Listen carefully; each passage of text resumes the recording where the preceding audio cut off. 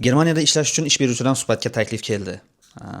Bu video Germaniyadan ish yoki Ausbildung qidirayotgan paytda hujjatlarni to'g'ri tayyorlash qanchalik muhimligi haqida.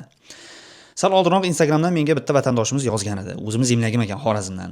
Men tish doktorman. Nemis tilini B2 darajada bilaman. Juda ko'p joyga topshirdim, lekin ishga olish tugul reaksiya ham bo'lmayapti ish beruvchilardan, dedi. Men hayron bo'ldim. Sen bunaqa profil bilan sizda qanday sizga taklif bo'lmayapti? Qani menga hujjatlaringizni tashlang dedim. Telegramdan o'tdi, tashladi. Men o'z juda ko'pchilik hujjatini ko'rib berganman. Rezyumesini ko'rdim, motivation xatini ko'rdim, hamma narsasini ko'rib, to'g'rilanadigan joyi ko'p ekan. Qanaqa to'g'rilash kerak, nima qilish kerakligini, eng muhim nuqtalari, Germaniya uchun Lebenslauf qanaqa tayyorlanadi, hammasini aytib tushuntirdim va bu narsalarni to'g'riladi. Bugun mana yozyapti, menga ish beruvchidan suhbatga taklif tushdi, taklif keldi, ertaga suhbatlashar ekanmiz deyapti. Bu hali ishga olindi degani emas, hali viza olindi degani emas, Germaniyaga keladi degani emas, lekin eng asosiysi Germaniyada turgan ish beruvchi kandidatga qiziqdi. Ya'ni hujjatlarning roli qanchalik muhim mana to'g'ri qilish. Shu joyda aytib o'tib ketmoqchiman, men bu vatandoshimizga ish topib bermadim, topshirib bermadim, hamma narsani o'zi qildi. Mana shu joyda yana mana kimdir qilyapti o'zi, ko'ryapsizlarmi? Kimdir qila olyapti buni.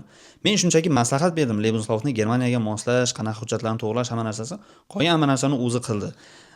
Bunaqa yana bitta case bor, yana bitta vatandoshimiz bor. U haqida ham hali video qilaman nasib. Nima demoqchiman?